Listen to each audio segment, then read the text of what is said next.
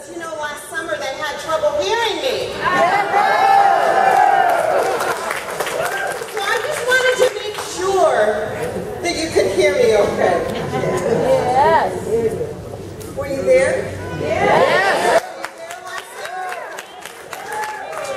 Well, maybe you heard really about what happened. If not, let me tell you that there were thousands of Texans who came to the Capitol. And they were there to speak out for their daughters, for their wives, for their sisters, for their cousins, their moms, against legislation that would just not respect women and just trust women. And so thousands of them, when people went there, and I wish I could say that it was really something ordinary, but it wasn't. You see, when the people showed up to their capital,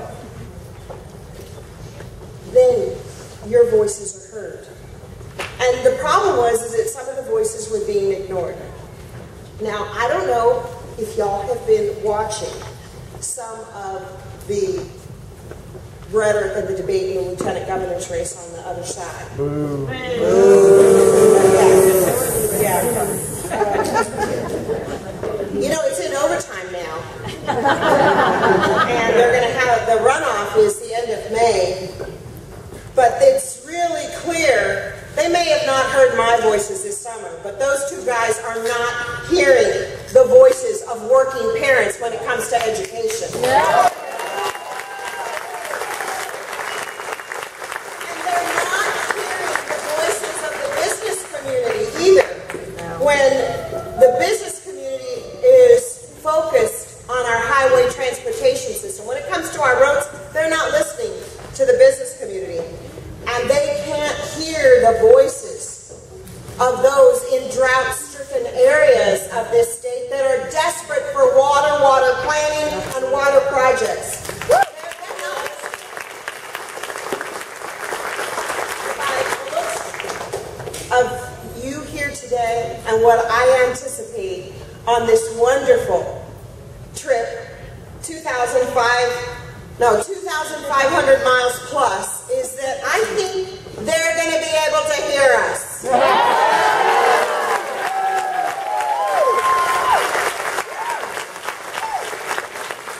to thank you especially, those of you from San Antonio, because you have humbled me and honored me by allowing me to be your voice, to fight for you at the Texas Capitol. And it's humbling for me because, well, you know my roots, right? I'm Leticia, San Miguel, and my grandparents were right there in La Calle Buena Vista in Las Moras, and my grandfather had the Botica Guadalupana, and I still practice pharmacy very proudly at Davila Pharmacy. Thank you, Davila.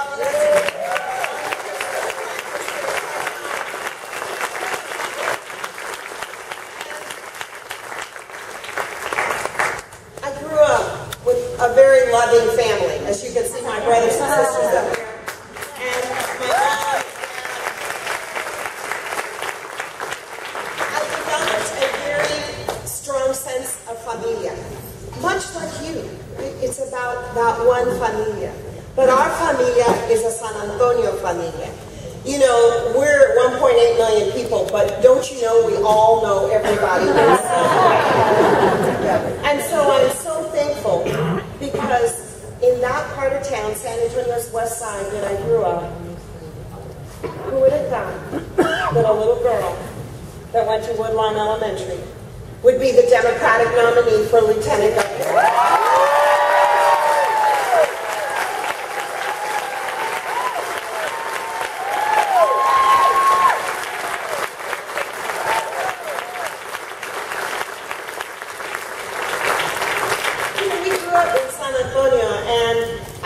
Especially in the area, the area that my grandpa in now Market Square. But back then it was just a mercado, and it was Produce Row. It wasn't lined with anything, and it was a special community though. It was a couple of blocks from our Shrine of Liberty, the Alamo, But I developed that strong pride in our city. And my parents always instilled that can-do attitude and the encouragement to accomplish anything. My dad always told me whatever I dreamed of, that I could imagine and worked hard for, that it could be done, that I could achieve it.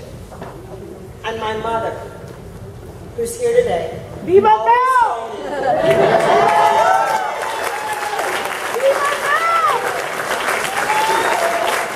she told my sisters and I, she said, Mijas, you will be the first generation of women who are not defined by who your daddy is or who you're married to. You will be defined by your own educational level, the character that you have, what's in your heart and in your mind, and you have to own up to it. Mama, gracias.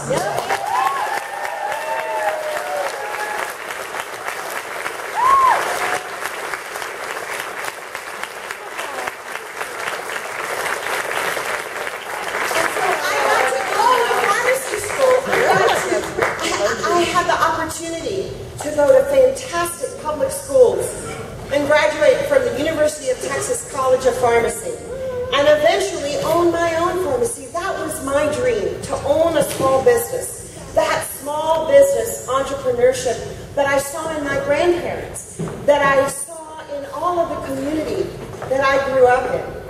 And I am still working today, part-time. I don't know, Pete Vanderpute, who by the way is not here, he's on his way back. He's working. He's on his way back from Vegas. He is working. He's working. That's what it tells her. Okay, they're saying that's a Hebrew. He's on his way back. He's on the plane now.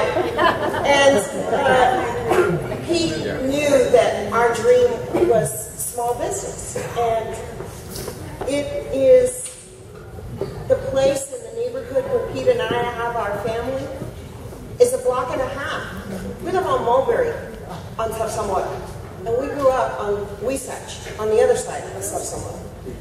Really, a block and a half from where I grew up. But Pete and I have raised our children there. And it might surprise you that serving in the capital, part of the dream was accomplished because it was all about making the opportunity better, the life better for my neighbors, for the people that I represented, for my own family, my children, and now my almost perfect grandchildren. I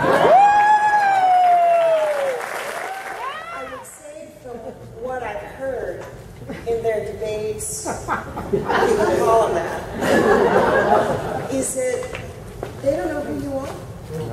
No. They have no clue where you've been. No. And they ignore where you want to go. Yeah. They do. As a sixth generation Texan, I can tell you, growing up in San Antonio, having that opportunity for a great public school and an affordable college, living in a wonderful neighborhood, in this great state, I know who you are. I know who you are. I know what you've been through. And I think I know where you want to go.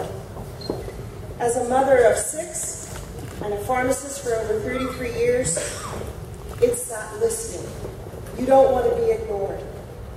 You want to be part of this great state.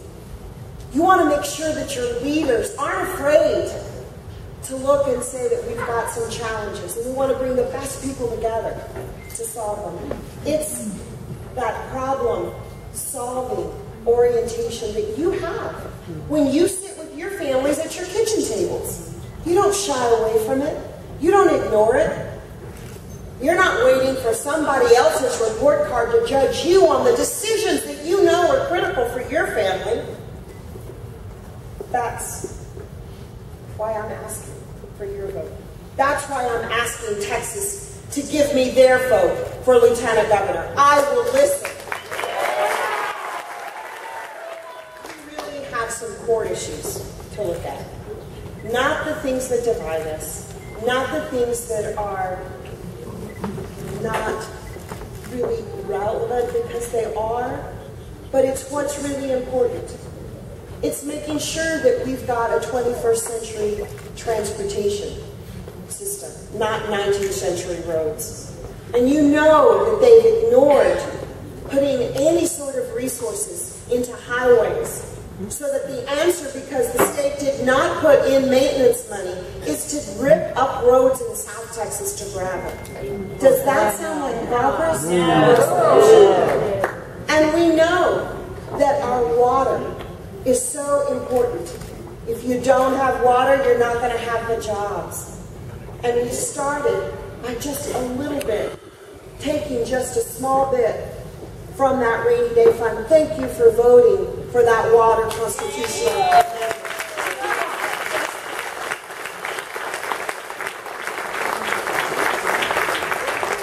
And they divide us.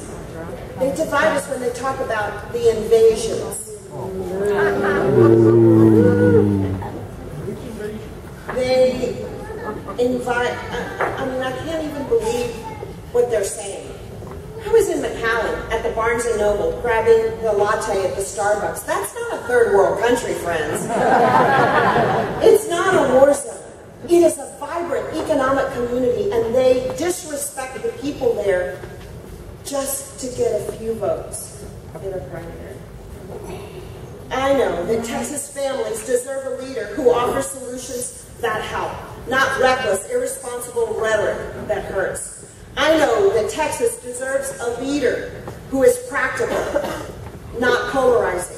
I know Texas deserves a leader who can bring us together so that we can have a future that is defined by economic possibilities and leadership, not economic divides. I know that that is a Texas forever, a Texas for everyone. Una Texas para todos. Una Texas. And I know I'm supposed to say un Texas. I'm sorry. I love her, and I think it's una Texas.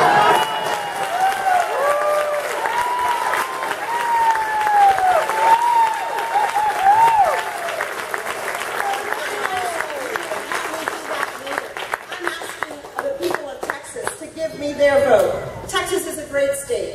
It is one that Republicans will try to take credit for. But you know who makes the state great. The good Lord has given us great natural resources. And we have made the best of those, generation after generation. And the truth is, they keep thinking that it's about them. It's not. It's about the hardworking families who wake up every day to plan to go to work, do the best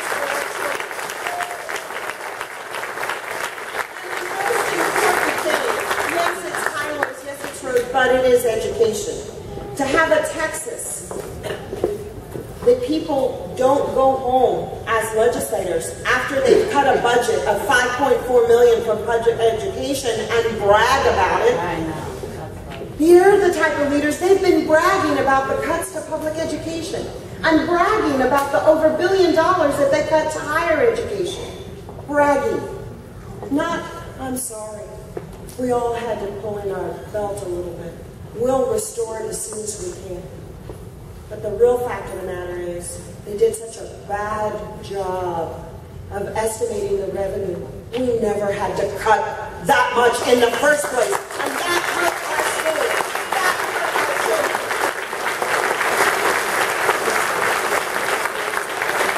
I know you don't want a Texas that's just about for the few who got it pretty good anyway.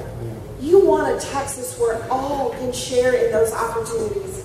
And folks, the recipe for that is a great public school. Your neighborhood school.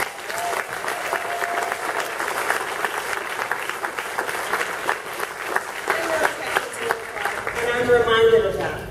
But when they don't even know the value of teachers, I'd like to see them try to be like my sister Annabelle, who's right here. 31 years teaching kindergarten.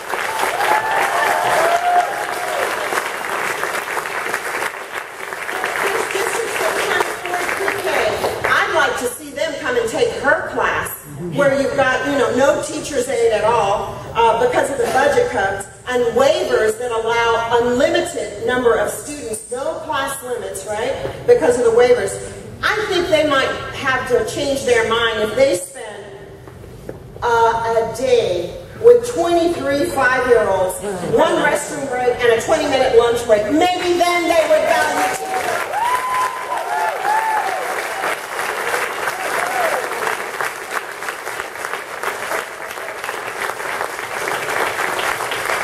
And maybe they would understand the struggles of families and the genuine goodness of so many families who want to help by fostering our children, by adopting our children. Our family has been enriched, and I want to publicly thank and say, if you think I'm a wonderful person, you have no idea. My family, my sister, 31 years teaching in public schools, and my sister and her husband, Roseanne and John. You see all these children here? They chose to add to their family through adoption.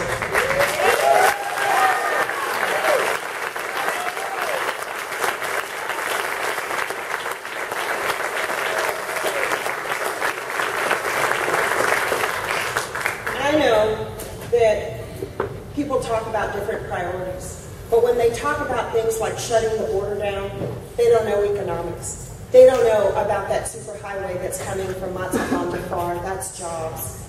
They don't know. They don't understand. What they are proud of saying that they don't want this to be California. Well, I don't want this to be Pete Wilson's California, and I don't want Texas to be this to be Jan Brewer's Arizona either. Right.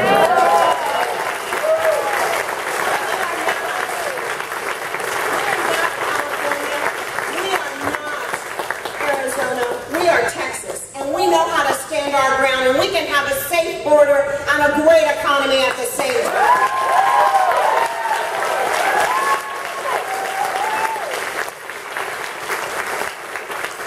So I'm going to get to meet all new friends on this trip. We're going to stand our ground for our Texas.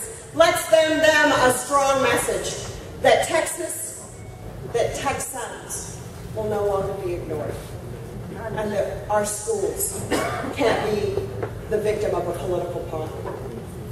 Together, we can make sure that the hard-working Texans, that they are the #1 priority. That's what we can do.